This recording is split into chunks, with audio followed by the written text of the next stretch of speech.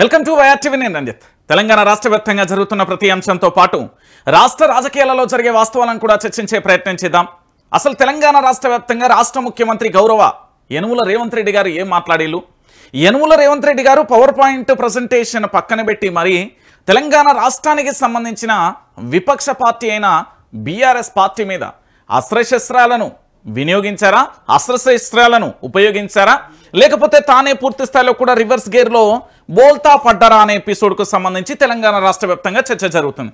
So ముఖ్యమంత్రి ఏం మాట్లాడిండు, ముఖ్యమంత్రికి సంబంధించిన పదజాలం ఏంది, ప్రెస్ క్లబ్ను దేంతో పోల్చిండు అనే విషయాన్ని కూడా ఒకసారి చెప్పాలి. నేను చాలా సందర్భాలలో చెప్పిన ముఖ్యమంత్రి గారికి ఏది ఇక్కడ ప్రెస్ అంటే జర్నలిస్టులు అంటే ఏమాత్రం కూడా గౌరవం లేదనే విషయాన్ని చాలా స్పష్టంగా కూడా మనం అర్థం చేసుకోవచ్చు. ఎందుకంటే గతంలో అసెంబ్లీ సాక్షిగా పూర్తి స్థాయిలో నీ ఛానల్ వద్దు, నువ్వు వద్దు, లేవా వెళ్ళిపో, నీ గురించి చెప్తలేను, నీకు చెప్తలేను, నువ్వు ఉంటే ఉండు, పోతే పో అని గతంలో ఒక బయట అయితే మీరు సోషల్ మాధ్యమాలలో దొరకబడితే దొరుకుతుంది ఆ సందర్భంలో అన్న విషయం. కానీ దాంతోపాటు ఇప్పుడు ఏకంగా ముఖ్యమంత్రి గారు ఏం మాట్లాడిలో ఒకసారి మనందరం కూడా వినే ప్రయత్నం అయితే చేద్దాం.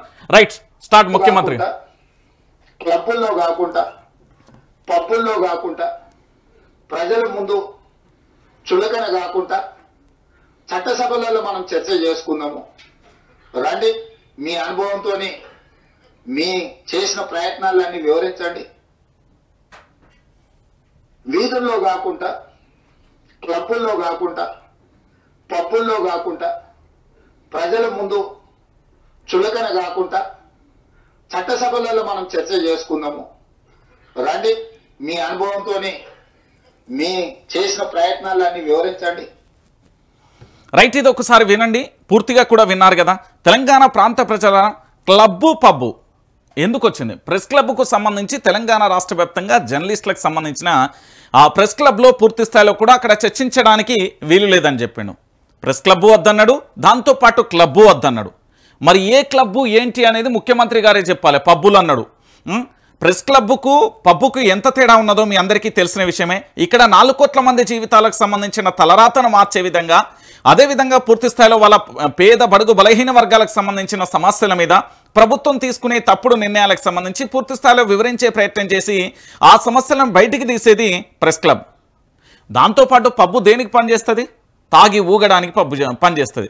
మరి దాంతో ఎందుకు పోల్చాల్సి వచ్చింది, దాన్ని ఎందుకు పోల్చిండు అనేది ఇది ముఖ్యమంత్రి గారే సమాధానం చెప్తే బాగుంటుంది. రైట్, ఇంకొక వీడియో కూడా చూడండి. చర్చించుకుందాం. ప్రధాన ప్రతిపక్ష నాయకుడుగా వారిని ఏ తారీఖు వారు వస్తారో సంబంధించిన వాస్తవాలను చర్చించుకుందాం. ప్రధాన ప్రతిపక్ష నాయకుడుగా వారిని ఏ తారీఖు వారు వస్తారో వారు చర్చిస్తారో ఒక లేఖ రాయమని స్పీకర్ గారికి తక్షణమే ప్రభుత్వం స్పందించి శాసనసభ సమావేశాలను ఏర్పాటు చేసుకుందామని నేను వారికి సూచన చేయడం జరిగింది. సవాల్ విసిరలే. రైట్, అంటే ముఖ్యమంత్రి గారు గతంలో సవాల్ విసిరిన విషయం వాస్తవం. మళ్ళీ రైతు సంక్షేమం మీద మనం ఎక్కడైనా చర్చిద్దామని చెప్పిండు. వెంటనే నేను సవాల్ విసిరలేదు, కేవలం సూచన మాత్రమే చేశానని ముఖ్యమంత్రి గారు చెప్పారు. ఇగో ఇంకొక వీడియో చూడు. ఎప్పుడు ఎక్కడికైనా వస్తా, ఎక్కడికైనా రామా, ఎక్కడికి వద్దు స్వామి, ఎర్రవల్లి ఫామ్ హౌస్ కు నేనే మా మంత్రుల బృందాన్ని పంపిస్తా, ఏం ప్రాబ్లం లేదు. తారీఖు చెప్పు, మొత్తం ఈ సెటప్ అంతా తీసుకొని వస్తారు మా వాళ్ళు. ఎర్రవల్లి ఫామ్ హౌస్ లోనే చర్చ పెడతాము. చంద్రశేఖరరావు గారి ఆరోగ్యం అంత గొప్పగా లేదు, రావడానికి ప్రయాణం చేయడానికి ఏమైనా ఆరోగ్యం సహకరించకపోతే మీరు కుర్చీ వేసుకొని అక్కడ కుర్చీలో కూర్చోండి. చంద్రశేఖరరావు గారు మొత్తం మాక్ అసెంబ్లీ అని తెలంగాణ ఉద్యమంలో కోదండరామ్ గారు నిర్వహించేవాళ్ళు. శ్రీనివాస్ రెడ్డి గారు కూడా అప్పుడు అందులో ప్రశ్నలు అడిగి మమ్మల్ని అందరినీ మాక్ అసెంబ్లీ నిర్వహిద్దాం ఎర్రవల్లి ఫామ్ హౌస్ లోనే, మా మంత్రుల బృందాన్ని నేను పంపిస్తా, అన్ని వివరాలు చర్చించుకుందాం. కాదు కూడదు అని ఒకవేళ అంటే చంద్రశేఖరరావు గారు పిలిస్తే నేను కూడా వస్తా. నాకేం బేసిజాలు లేవు. నాకంటే సీనియర్ ఆయన పబ్లిక్ లైఫ్ లో, ప్రజా జీవితంలో, అనుభవంలో చంద్రశేఖరరావు గారు. వారి ఆరోగ్యం సహకరిస్తలేదు, ముఖ్యమంత్రి గారు కూడా రావాల్సిందే. చర్చలు ముఖ్యమంత్రి లేకపోతే సమర్థవంతమైన అర్థవంతమైన చర్చలు జరగవు. ముఖ్యమంత్రి కూడా చర్చలో పాల్గొనాలి అని చంద్రశేఖరరావు గారు కోరుకుంటే ఎర్రవల్లి ఫామ్ హౌస్ లో జరగబోయే ప్రజాప్రతినిధుల సమావేశానికి నేను కూడా వస్తాను. తారీఖు నిర్ణయించండి. క్లబ్బులు పబ్బులు అంటేనే మాకు కొంచెం ఇబ్బంది. అంటే ఒకసారి ఆలోచించండి తెలంగాణ ప్రాంత ప్రజలారా, రాష్ట్ర ముఖ్యమంత్రి యనుమల రేవంత్ రెడ్డి గారికి సంబంధించి తెలంగాణలో శాసన మండలి ఉంది, తెలంగాణలో అసెంబ్లీ ఉన్నది, దాంతోపాటు తెలంగాణ సెక్రటరియట్ ఉంది. దాంతోపాటు ఇంకా చర్చించదలుచుకుంటే తెలంగాణ మహాత్మా జ్యోతిరావు పూలేకు సంబంధించిన ప్రజాభవన్ ఉంది, 4 భవన్లు ఉన్నాయి. ఇంకా మనం చర్చించాల్సి అంటే రాష్ట్ర ముఖ్యమంత్రి యనుమల రేవంత్ రెడ్డి గారి ప్యాలెస్ కూడా ఉంది జూబ్లీ హిల్స్లో, అక్కడికి కూడా వెళ్ళి చర్చించవచ్చు. కానీ వీళ్ళందరి ఉబలాటం ఏంది, వీళ్ళందరి ఆరాటం ఏంది, వీళ్ళందరి పోరాటం ఏంటంటే ఎర్రవల్లి ఫామ్ హౌస్ను చూడాలి, ఎర్రవల్లి ఫామ్ హౌస్ దగ్గర పోవాలి, ఎర్రవల్లి ఫామ్ హౌస్ చూడాలి, ఎర్రవల్లి ఫామ్ హౌస్ చూడాలని ఆరాటం, వీళ్ళ పోరాటం చాలా స్పష్టంగా కనబడుతుంది. ఇక్కడ ముఖ్యమంత్రి హోదాలో ఉన్న రాష్ట్ర ముఖ్యమంత్రి యనుమల రేవంత్ రెడ్డి గారికి సంబంధించి పూర్తి స్థాయిలో కూడా ఏది ఈ మాక్ అసెంబ్లీకి సంబంధించిన సెటప్ అంతా ఎర్రబెల్లికి తీసుకొస్తున్నాం అంటున్నారు. ఎర్రబెల్లికి తీసుకొచ్చుడేంది, తెలంగాణ రాష్ట్ర వ్యాప్తంగా ఉన్న 4 కోట్ల మంది ప్రజలకు సంబంధించిన ప్రెస్ క్లబ్ ఉంది కదా, ఆ ప్రెస్ క్లబ్ను పబ్బులతో పోల్చడం ఏంటి అంటే ఎవరి మనోభావాలను దెబ్బతీస్తున్నారు? మరి కాంగ్రెస్ పార్టీలో ఉన్న జర్నలిస్టులకు సంబంధించి కూడా మరి వాళ్ళు గట్లనే దాన్ని సమర్థిస్తారా? లేదు ఏది క్లబ్బు పబ్బు అని వేరు చెప్పిండు అని దీన్ని విడదీసే ప్రయత్నం చేస్తారా?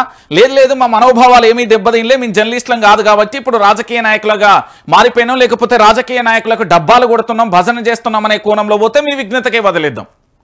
ఎందుకంటే ఇక్కడ పూర్తి స్థాయిలో తెలంగాణ అసెంబ్లీ ఉంది, శాసన మండలి ఉంది, దాంతోపాటు తెలంగాణ సెక్రటరియట్ ఉంది, దాంతోపాటు మహాత్మా జ్యోతిరావు పూలే భవన్ ఉంది, అదే ప్రజాభవన్ ఉంది, అక్కడ కమాండ్ కంట్రోల్ రూమ్ ఉంది. ఇన్ని ఉన్నాయి కదా చర్చించడానికి. నువ్వు సవాలు విసిరేసి నేను పూర్తి స్థాయిలో కూడా రైతు సంక్షేమం మీద పూర్తి స్థాయిలో చర్చిద్దాం రా అని చెప్పింది నువ్వు కదా. ఒకసారి మీకు ఆ వీడియో కూడా వినబెడతా, ఒకసారి ఇది నువ్వు. అది ఢిల్లీలో ఉండే మోడీ అయినా సరే, గల్లీలో ఎవరైనా సరే నేను సవాలు విసురుతున్నా. అది ఢిల్లీలో ఉండే మోడీ అయినా సరే, గల్లీలో ఉండే కేడీ అయినా సరే, చర్చ పెడతాం పార్లమెంటులోనా అసెంబ్లీలోనా. రైతు రాజ్యం ఎవరు తెచ్చిండ్రు, రైతులకు అండగా నిలబడ్డది ఎవరో తేల్చుకుందాం. రాండి చర్చలకు. కేసీఆర్ వస్తాడు, కేటీఆర్ వస్తాడు, కిషన్ రెడ్డి వస్తాడు, నరేంద్ర మోడీ వస్తాడు, కాంగ్రెస్ పార్టీ కార్యకర్తలను తీసుకొని నేను వస్తా అని సూటిగా సవాలు విసురుతున్న మిత్రులారా. ప్రధాన ప్రతిపక్ష నాయకుడుగా వారిని ఏ తారీఖు వారు వస్తారో, ఏ తారీఖు వారు చర్చిస్తారో ఒక లేఖ రాయమని స్పీకర్ గారికి తక్షణమే ప్రభుత్వం స్పందించి మీరు ఒకసారి ఇదంతా ఎందుకు నేను పెడుతున్నా అంటే సవాలు విసరలేదని రాష్ట్ర ముఖ్యమంత్రి యనుమల రేవంత్ రెడ్డి ఏమని మొదటి వీడియోలోనే చాలా స్పష్టంగా చెప్పిండు. కాకుండా ఒక్క నిమిషం చూడు, సంబంధించిన వాస్తవాలను చర్చించుకుందాం. ప్రధాన ప్రతిపక్ష నాయకుడుగా వారిని ఏ తారీఖు వారు వస్తారో, ఏ తారీఖు వారు చర్చిస్తారో ఒక లేఖ రాయమని స్పీకర్ గారికి తక్షణమే ప్రభుత్వం స్పందించి శాసనసభ సమావేశాలను ఏర్పాటు చేసుకుందామని నేను వారికి సూచన చేయడం జరిగింది. సవాల్ విసరలే. రైట్, సవాల్ విసరలే. మరి ఇక్కడ ఏం చెప్పిండు? ఎవరైనా సరే నేను సవాలు విసురుతున్నా. అది ఢిల్లీలో ఉండే మోడీ అయినా సరే, గల్లీలో ఉండే కేడీ అయినా సరే, చర్చ పెడతాం పార్లమెంటులోనా అసెంబ్లీలోనా. రైతు రాజ్యం ఎవరు తెచ్చిండ్రు, రైతులకు అండగా నిలబడ్డది ఎవరో తేల్చుకుందాం. రాండి చర్చలకు. కేసీఆర్ వస్తాడు, కేటీఆర్ వస్తాడు, కిషన్ రెడ్డి వస్తాడు, నరేంద్ర మోడీ వస్తాడు, కాంగ్రెస్ పార్టీ కార్యకర్తలను తీసుకొని నేను వస్తా అని సూటిగా సవాలు విసురుతున్న మిత్రులారా. ప్రధాన ప్రతిపక్ష రైట్ ఏమన్నాడు రాష్ట్ర ముఖ్యమంత్రి? మోడీ వస్తాడో, కేడీ వస్తాడో, బీఆర్ఎస్ కు సంబంధించిన కేటీఆర్ వస్తాడో, కిషన్ రెడ్డి వస్తాడో, మేమందరం కార్యకర్తలతోనే వస్తాం. నేను సవాల్ విసురుతున్నా, రైతు సంక్షేమ రాజ్యం తెచ్చింది ఎవరు అంటూ ముఖ్యమంత్రి మాట్లాడాను. ఇక్కడేమన్నాడు? లేదు నేను అలాంటి ప్రకటన చేయలేదు అంటూ మన ముఖ్యమంత్రి చెప్పిండు. ఇంకొక విషయాన్ని చూడండి, ఇక కృష్ణానదులకు సంబంధం ముఖ్యమంత్రి ఒక్కొక్క స్టేట్మెంట్ చూడు అంటే మీకైతే అక్కడ చాలా స్పష్టంగా కూడా ముఖ్యమంత్రి మాటలలో వ్యత్యాసం, ముఖ్యమంత్రి మాట మార్చిన తీరు, ముఖ్యమంత్రి చాలా స్పష్టంగా అది తాను మాట్లాడిన వీడియోలో ఇక్కడ ఎవరు కూడా దాన్ని ఏంది వీడియోను వక్రీకరించడం లేదా దాన్ని ఇంకో రకంగా ఎవరూ చేయలేదు. ముఖ్యమంత్రి మాట్లాడిన మాటలో మొదటిసారి రైతు సంక్షేమ రాజ్యంగాని రైతు సంక్షేమం తెచ్చింది ఎవరు అనే దాని మీద సవాలు విసురుతున్నా అంటూ ప్రధాని నరేంద్ర మోడీ వస్తాడో, కిషన్ రెడ్డి వస్తాడో, కేటీఆర్ వస్తాడో, రండి చర్చిద్దాం, నేను మా పార్టీ కార్యకర్తలతో వస్తా అని చెప్పింది రేవంత్ రెడ్డి. లేదు ప్రధాన ప్రతిపక్ష నాయకుడిగా వారి యొక్క అనుభవం కోసం వారికి సూచన చేశానంటూ మాట మార్చిండు ముఖ్యమంత్రి. దొరికిపోయిండు వాస్తవం. ఇక దాని తర్వాత ఇంకొక ఎపిసోడ్ చూడు. వాళ్ళని ఒక్క కొరడా దెబ్బ కొట్టాల్సి వస్తే చంద్రశేఖరరావు గారిని 100 కొరడా దెబ్బలు కొట్టాల్సింది కృష్ణా నదిలో మనకు చేసిన ద్రోహానికి. ఒకసారి వినండి. ఒకవేళ ఇట్లాంటి తప్పులు చేసినందుకు వాళ్ళని ఒక్క కొరడా దెబ్బ కొట్టాల్సి వస్తే చంద్రశేఖరరావు గారిని 100 కొరడా దెబ్బలు కొట్టాల్సింది కృష్ణా నదిలో మనకు చేసిన ద్రోహానికి. ఎవరి కొరడా దెబ్బలు కొడతారండి? తెలంగాణలో 4 కోట్ల మంది ప్రజలందరూ కలిసి ఈ ప్రత్యేక తెలంగాణ రాష్ట్రాన్ని 2001 నుండి 2014 వరకు విపక్ష పార్టీలో ఉండి ఆంధ్ర పెత్తందారి వ్యవస్థతో పోరాటం చేసి ప్రత్యేక తెలంగాణ రాష్ట్రాన్ని తీసుకొచ్చింది కల్వకుంట్ల చంద్రశేఖరుడు. 2014 నుంచి 2022 వరకు పూర్తి స్థాయిలో అధికారంలో ఉంది కల్వకుంట్ల చంద్రశేఖరుడు. ఈరోజు 2023 నుండి కేవలం 18 నెలల కాలంలో పూర్తి స్థాయిలో కూడా తెలంగాణ రాష్ట్రాన్ని దాదాపుగా 20 సంవత్సరాల వెనక్కి నెట్టేసింది ఎవరు? ఈ తెలంగాణలో జరుగుతున్న ఆకృత్యాలు ఇక్కడ కూర్చున్న వాళ్ళు ఎవ్వరికీ కనబడతలేవు. ఈ తెలంగాణ రాష్ట్రంలో జరుగుతున్న అన్యాయం విషయంలో కానీ ఇతరత్ర ఏది కనబడతలేదు. లా అండ్ ఆర్డర్ విషయంలో కనబడతలేరు, విద్యా విషయంలో కనబడతలేదు, జర్నలిస్టుల విషయంలో కనబడతలేదు, పేదల విషయంలో కనబడతలేదు, నిరుద్యోగుల విషయంలో కనబడతలేదు. మాకు పదవులు వచ్చినాయి. మార్పు అంటే మా జీవితాలలో మార్పు రావడం. మీరు పిచ్చోళ్ళు రా బాబు, మీరు గొర్రెలు రా బాబు, మీ జీవితాలలో మీరు మార్పు వస్తుందని ఓట్లు వేయించుకున్నారు. అందుకోసమే ఎందుకు అంటే 100 కొరడా దెబ్బలను కూడా కేసీఆర్ను కొట్టాలట. ఎంత దారుణం అండి. ఒక ప్రత్యేక తెలంగాణ రాష్ట్రాన్ని తెచ్చిన ఆయనను పట్టుకొని 100 కొరడా దెబ్బలు కొట్టాలన్నట్టు. ఎట్లా కొడతారు? ఏం తప్పు చేసిండని? అంటే ముఖ్యమంత్రి గారినే టార్గెట్ చేస్తూ మాజీ ముఖ్యమంత్రినే టార్గెట్ చేస్తూ కేసీఆర్నే టార్గెట్ చేస్తూ వీళ్ళ యొక్క పరిపాలన వీళ్ళ యొక్క ప్రెస్ మీట్లు కొనసాగుతున్నాయి తప్ప ఈ తెలంగాణ ప్రాంత ప్రజలకు ఇక్కడి ప్రయోజనాలకు ఏదైనా ఉపయోగపడే విధంగా ఉందా అండి? ఒకసారి మీరు అందరూ కూడా ఆలోచించాలి. 100 కొరడా దెబ్బలు కొట్టాలంటున్నాడు కదా. మనం ఏదైనా మాట్లాడితే దాని మీద CCSలో కేసు అవుతుంది, సైబర్ క్రైమ్లో అవుతుంది, SOTOలు తిరుగుతారు, SBOలు తిరుగుతారు, టాస్క్ ఫోర్స్ వాళ్ళు తిరుగుతారు, ఇంకా చాలా మంది తిరుగుకుంటే మన ఇంటి చుట్టే ప్రదక్షిణలు చేస్తారు. మరి ముఖ్యమంత్రి, ఒక మాజీ ముఖ్యమంత్రి, దాంతోపాటు విపక్ష పార్టీకి సంబంధించిన నాయకుని మీద 100 కొరడా దెబ్బలు కొట్టాలని ఎట్లా మాట్లాడతాడు? ఇదే మాట మాకు కాంగ్రెస్ పార్టీ అధికారంలోకి వచ్చిన 100 రోజులలో 6 గ్యారెంటీలు, 13 అంశాలు, 420 హామీలు నెరవేరుస్తా అని చెప్పిల్లు కదా. మరి 420 కొరడా దెబ్బలు మిమ్మల్ని కొట్టాలని మేము అంటే ఏం చేస్తారు? మీరు ఏం చేస్తారు అంటున్నా. అంటే మాజీ ముఖ్యమంత్రిని పట్టుకొని ఇట్లా మాట్లాడవచ్చట. కానీ ఇక్కడ పూర్తి స్థాయిలో ఎంత వ్యత్యాసం అంటే మీరే ఆలోచించండి, తెలంగాణ ప్రాంత ప్రజలే ఆలోచించండి.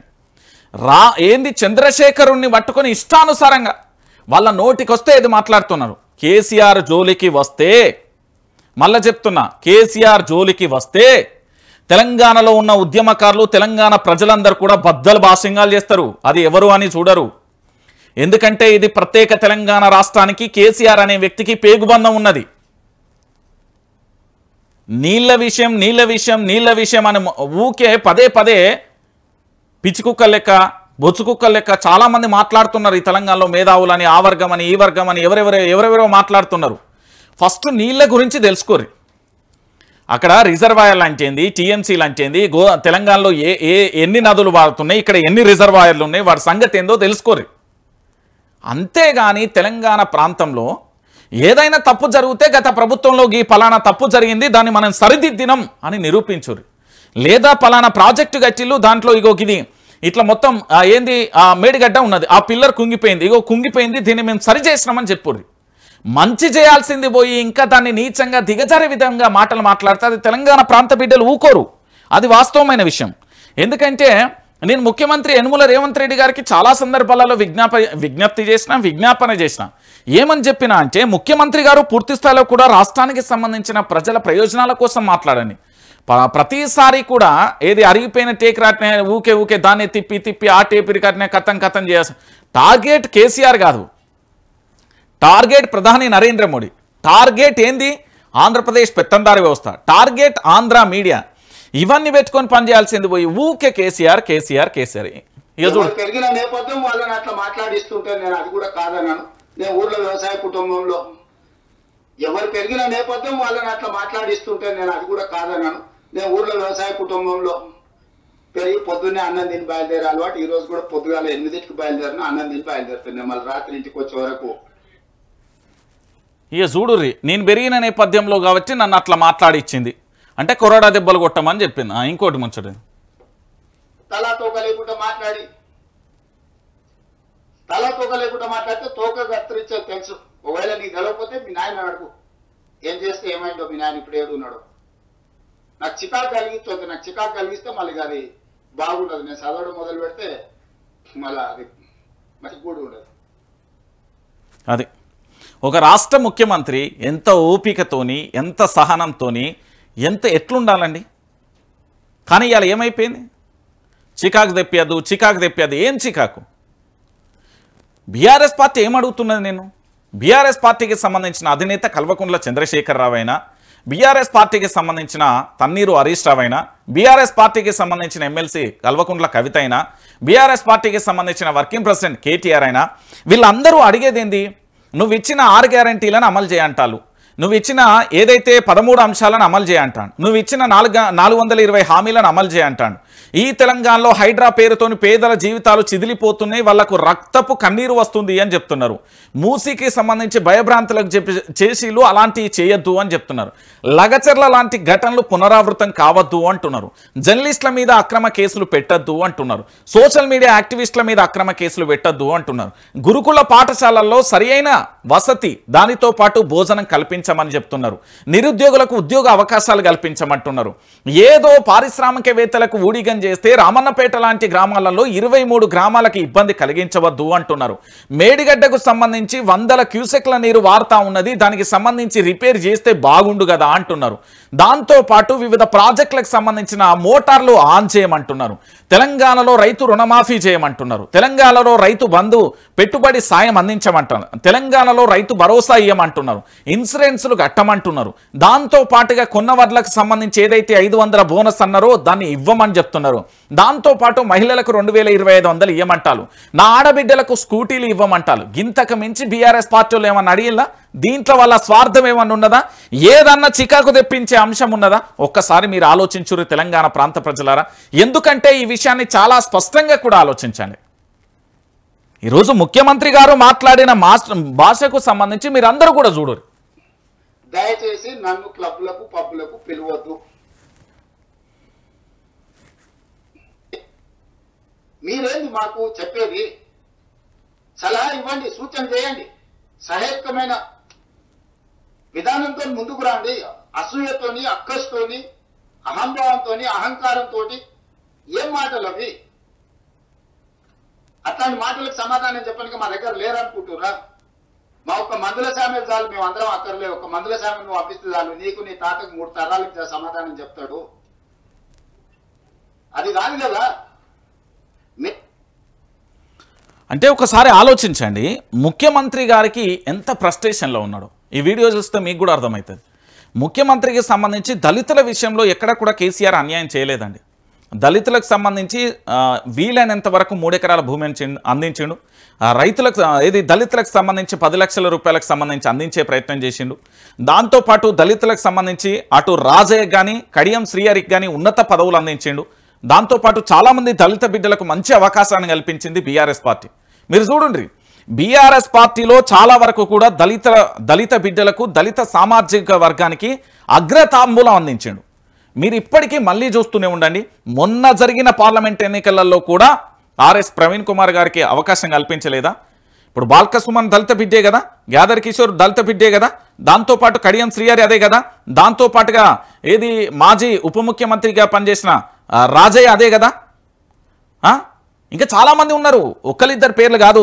తెలంగాణలో బీఆర్ఎస్ పార్టీ అధికారంలోకి వచ్చినాక దళిత బిడ్డలను కడుపులో పెట్టుకొని చూసుకున్నది. ఒకరిని చాలు, ఇద్దరు చాలంటే ఇగో ఈ మేడిగడ్డను చూడుర్రి, ఇది చెప్తే చాలు సరిపోతుంది. ఇగో ఇక్కడ చూడుర్రి, మేడిగడ్డకు సంబంధించి ఎంత అద్భుతంగా మొత్తం అన్ని గేట్లు ఓపెన్ చేసిళ్ళు. అన్ని గేట్లు ఓపెన్ చేసిన పరిస్థితి తెలంగాణలో ఉన్నది. చూడుర్రి, కేసీఆర్ నువ్వేం చేసినావు, కేసీఆర్ నువ్వు అంతా 1,00,000 కోట్ల స్కామ్ చేసినావు, అది ఇది అని చెప్తున్నారు. 1,00,000 కోట్ల స్కామ్ అనేదే జరగలే కదా. ఇంత అద్భుతమైన కట్టడాలను చూసి, ఇంత గోదావరి ప్రవాహాన్ని చూసి, ఇన్ని నీళ్లు పోతా ఉంటే దానిని ఎత్తిపోయలేని పరిస్థితులలో ఈరోజు ప్రభుత్వం ఉందండి. ఇది వాస్తవమైన విషయం. ప్రభుత్వం ఆత్మ పరిశీలన చేసుకోవాలి. ప్రభుత్వానికి సంబంధించి ఆత్మ పరిశీలన చేసుకోవాల్సిన అవసరం, ఆవశ్యకత ఎంతైనా ఉంది. ఇక మన ముఖ్యమంత్రి గారి పరిస్థితి ఇట్లున్నదా? ఇక దాంతోపాటు ఇంకొక విషయాన్ని ఇక్కడ చూద్దాం. సో వీళ్ళందరూ తెలుసు కదా, విజయ్ దేవరకొండ, దాంతోపాటు రాణా దగ్గుబాటి, దాంతోపాటు ప్రకాష్ రాజు, మంచు లక్ష్మి, నిధి అగర్వాల్, అనన్య నాగల్లా, దాంతోపాటు ప్రణీత సుభాష్, యాంకర్ శ్రీముఖి, దాంతోపాటు ఇంక చాలా మందే ఉన్నారు. సో వీళ్ళందరూ ఏం చేసిల్లంటే పూర్తి స్థాయిలో బెట్టింగ్ యాప్ ప్రమోషన్ చేసిల్లు. ఇగో ఈ వీరులు కూడా ఉన్నారు, వీళ్ళ ముగ్గురు. ఇగో మొత్తం వీళ్ళందరూ కూడా బెట్టింగ్ యాప్లో ప్రమోషన్ చేస్తే వీళ్ళ మీద కేసులు నమోదైనాయి. అంటే చాలా వరకు ఏం చేస్తారంటే సెలబ్రిటీ హోదా రాగానే సెలబ్రిటీలకు సంబంధించి అనేక రకాలుగా ఆదాయ మార్గాలు వస్తూ ఉంటాయి. అది ఎట్లా అంటే ప్రాక్టికల్గా మీరు చూడండి, వీళ్ళందరూ కూడా చాలామంది జీవితాలు ఉసురు తీసుకోవడానికి, చాలామంది ఆత్మహత్య చేసుకోవడానికి, చాలామంది కుటుంబాలు రోడ్డు మీద పడడానికి, కన్నీరు మున్నూరుగా విలపించడానికి ప్రధానమైన కారకులు వీళ్ళు తెలంగాణలో. ఇగో ఈ బ్యాచ్ దొండే చేను పాడే. ఇగో చూడుర్రి, ఈ 2 బ్యాచ్లు కలిసి తెలంగాణ రాష్ట్రానికి సంబంధించి వీళ్ళ మీద కేసులు నమోదు చేసింది. బెట్టింగ్ యాప్లో 29 మంది సినీ సెలబ్రిటీల మీద ఈడీ కేసు నమోదు చేసింది.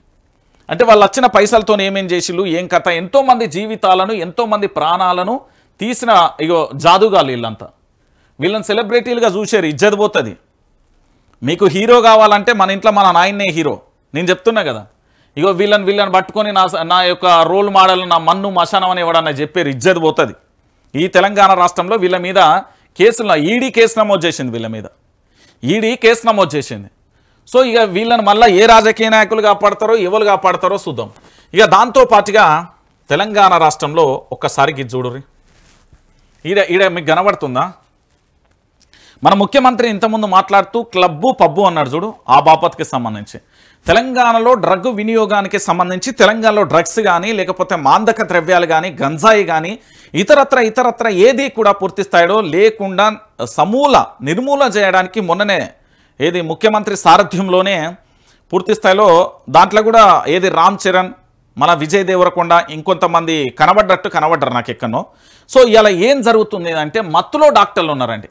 అంటే ఇప్పుడు ఒకసారి మీరు అందరూ కూడా ఆలోచించండి, హాస్పిటల్కి వెళ్తే నమో నారాయణ అంటే వాళ్ళే ప్రత్యేక దైవంగా భావించి వాళ్ళ మీదనే అన్ని ఒక నమ్మకంతో పూర్తి స్థాయిలో చాలా వరకు హాస్పిటల్స్కి వెళ్తాం. కానీ డాక్టర్లే మత్తులో ఊగితే, డాక్టర్లే మత్తులో చిత్తైతే, డాక్టర్లే మత్తుకు బానిసైతే, డాక్టర్లే మత్తులో పూర్తి స్థాయిలో తేలి ఆడితే మరి వాళ్ళని ఏం చేద్దాం? మత్తులో డాక్టర్లు, ప్రజల ప్రాణాలతో ఆటలు, డ్రగ్స్కు బానిస అవుతున్న వైద్యులు, రోజుకు పెరుగుతున్న సంఖ్య. ఈ ఏడాదిలో 20 మందికి పైగా దొరికిన వైనం. పట్టుబడుతున్న వారిలో ఎక్కువగా కార్పొరేట్ డాక్టర్లే. యాజమాన్యాల ఒత్తిడి తట్టుకోలేకపోతున్నారా, లేక అధిక సంపాదనతో అలవాటు మార్చుకుంటున్నారా? మంది ప్రాణాలంటే లెక్కలేదా? ఒక్కసారి ఆలోచించండి. ఇక్కడ చూడండి, పబ్బులలో డ్రగ్స్ గబ్బు. గుట్టంతా బయటపెట్టిన ఈగల్ టీం, ప్రధాన సూత్రధారి అరెస్ట్. ఇక పలు పబ్బుల యాజమాన్యాలపై కేసులు. నైజీరియన్లే సప్లయర్లు, వినియోగదారులలో ప్రముఖులు. 20 సార్లు డ్రగ్స్ కొన్న కార్డియాలజిస్ట్, గుండె డాక్టర్ 20 సార్లు డ్రగ్ కొన్నాడట. ఇక ఆయన గుండెకేం వైద్యం చేస్తారు, ఆ గుండెకి ఆయన ఏముంచుతాడు అంటే చాలా వరకు కార్పొరేట్ దవాఖానలలో పూర్తి స్థాయిలో పైసలు ఎక్కువైపోతున్నాయి. మీరు ఇక్కడ హాస్పిటల్, ప్రైవేట్, కార్పొరేట్ వ్యవస్థలను కనుక తీసుకుంటే ఒక పేషెంట్ని తీసుకొచ్చే ఆ పేషెంట్ తరపున వచ్చిన వ్యక్తి, ఆర్ఎంపీ డాక్టర్లు కానీ, లేకపోతే వాళ్ళని ఎవరు మార్కెటింగ్కి సంబంధించిన వ్యక్తి, వానికి ప్యాకేజ్ ఉంటుంది, హెచ్ఆర్కు ప్యాకేజ్ ఉంటుంది. అంటే ఈ ప్యాకేజీలు ఏంది? ఒక వ్యక్తి ఆరోగ్యంతో చెలగాటలాడుతున్నాడు. ఒక్కసారి నువ్వు హాస్పిటల్ పోయినావంటే వచ్చేటాలకు 10 ఎకరాలు అమ్ముకోవాలి. ఇవాళ రేపు ఉన్న పరిస్థితులు అవి. లేదా ఇన్సూరెన్స్లు క్లెయిమ్ చేసుకుంటారు లక్షలలో. పోనీ వాళ్ళు ఏమన్నా చేస్తారా అంటే పీకి పొడిచేది ఏమీ లేదు. చాలా వరకు ప్రాణాలు గాల్లో కలుస్తున్న పరిస్థితి కనబడతాయి. ఈ దవాఖానా బాగపోతే ఇంకో దవాఖానా పంపించే ప్రయత్నాలే ఎక్కువ చేస్తున్నారు.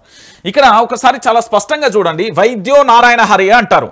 ప్రాణాలను కాపాడే పవిత్రమైన వృత్తిలో ఉన్న నేపథ్యంలో డాక్టర్ని భగవంతుడి స్థానాన్ని ఇచ్చారు. అయితే డ్రగ్స్కు బానిసలవుతున్న కొందరు డాక్టర్లు వైద్య వృత్తికే కలంకం తెస్తున్నారు. మత్తులో చికిత్సలు చేస్తూ ప్రజల ప్రాణాలను హరిమనిపిస్తున్నారు. గడిచిన 1 సంవత్సరంలోనే డ్రగ్స్కు అలవాటు పడి దొరికిపోయిన వైద్యుల సంఖ్య 22కు పైగా ఉంది. కానీ పట్టుబడని వారి సంఖ్య దీనికి 3 ఉంటుందని పోలీస్ వర్గాలు చెప్తున్నాయి. అంటే ఏడాదిలో 22 మంది, దీనికి 3 వేసుకుంటా అంటే సుమారు 100 మంది దాకా ఉంటారు డాక్టర్లు. అంటే 100 మంది డాక్టర్లు ఈ మత్తుకు బానిసైపోయి 100 మంది ఇంటూ రోజు కాకపోయినా రోజుకు ఒక్క పేషెంట్ లెక్కేసుకున్న ఎంతమంది జీవితాలను ఆగం చేస్తున్నారు అనేది మీరు ఒక్కసారి ఆలోచించాలి. వైద్యో నారాయణ హరి అంటారు కదా, ఈ అందరినీ హరిం అనిపిస్తున్నారు డాక్టర్లు. కొంతమంది డాక్టర్లకు ఇట్లనే తయారు, మంచి డాక్టర్లు ఉన్నారు, వాళ్ళ గురించి సబ్జెక్ట్ కాదు. ఈ దొంగ డాక్టర్లు, ఈ లఫూట్గాలు, ఈ లుచ్చాగాళ్ళ గురించి చెప్తున్నా నేను. ఎందుకంటే వైద్యులందరినీ అనట్లే, కొంతమంది ఈ డ్రగ్స్కు బానిసై జీవితాలు పేద ప్రాణాలతోని వైద్యం చేయాల్సిన డాక్టర్లే డ్రగ్స్కి అలవాటు పడి ఈరోజు జీవితాలను నాగం చేస్తున్న ఆ లుచ్చాగాళ్ళ గురించి చెప్తున్నా. కార్పొరేట్ వైద్యం ఎట్లుంటుంది? పైసలు ఉంటేనే అలా గేట్ ఎంట్రీ అవుతుంది. పైసలు లేకపోతే చాలా సందర్భాలలో చూసాం. వరంగల్లో ఒమేగా హాస్పిటల్ కానీ, దాంతోపాటు ఇక్కడ అంతా స్టాలిన్ సినిమా చూపెట్టాలి. ఏమన్నటికి మొన్న చనిపోయిన వ్యక్తి డెడ్ బాడీకి కూడా ట్రీట్మెంట్ చేసిన ఘటనలు ఎన్ని బయటపడలే? దాంతోపాటు వైద్యుడి సంబంధించి నిర్లక్ష్యంతో ఎంతమంది ప్రాణాలు పోలే? అంటే తెలంగాణలో జరుగుతున్న అంశం. గతంలో కూడా ఎన్నో ఘటనలు. గచ్చిబౌలిలోని ఒమేగా హాస్పిటల్లో సీఈఓగా పనిచేసిన డాక్టర్ చిగురుపాటి నమ్రత డ్రగ్స్కి అలవాటు పడి చివరకు యాంటీ నార్కోటిక్ బ్యూరోకు దొరికిపోయింది. విచారణలో కొకైన్ కోసం ఆమె ఏకంగా 70 లక్షల రూపాయలు పైగా ఖర్చు పెట్టినట్టుగా వెల్లడైంది. ఈ డబ్బు కోసం కోటి రూపాయల విలువ చేసే ఆస్తిని కూడా అమ్ముకున్నట్లుగా తెలుస్తున్నది. అంటే ఎంత దారుణంగా అలవాటు పడిపోయి అడిక్ట్ అయ్యిలో ఒకసారి మీరే చూడరు. తెలంగాణ ప్రాంత ప్రజలారా, ఇంతకంటే దారుణం, ఇంతకంటే ఘోరం ఏమన్నా ఉంటుందా? మీరు నమ్మిపోతారు చాలా వరకు. కానీ ఈరోజు చాలామంది డాక్టర్లు ఈ మత్తులల్లో చిత్తైపోతున్నారట. కొంతమంది డాక్టర్లు పాపం వైద్యం కోసం నీతి నిజాయితీ నిబద్ధతతో క్రమశిక్షణతో చాలామంది పనిచేస్తున్నారు. దాంట్లో రూపాయి డాక్టర్ ఉంటాడు ఇక్కడనే, ఏది మన రామ్నగర్ దగ్గర. దాంతోపాటు చాలామంది డాక్టర్లు ఉచిత వైద్యం చేసే వాళ్ళు ఉన్నారు, ఫీజును డిస్కౌంట్ చేసే వాళ్ళు ఉన్నారు. కొన్ని డాక్టర్లు కొంతమంది అయితే మానవత్వ కోణంలో చూసే వాళ్ళు ఉన్నారు.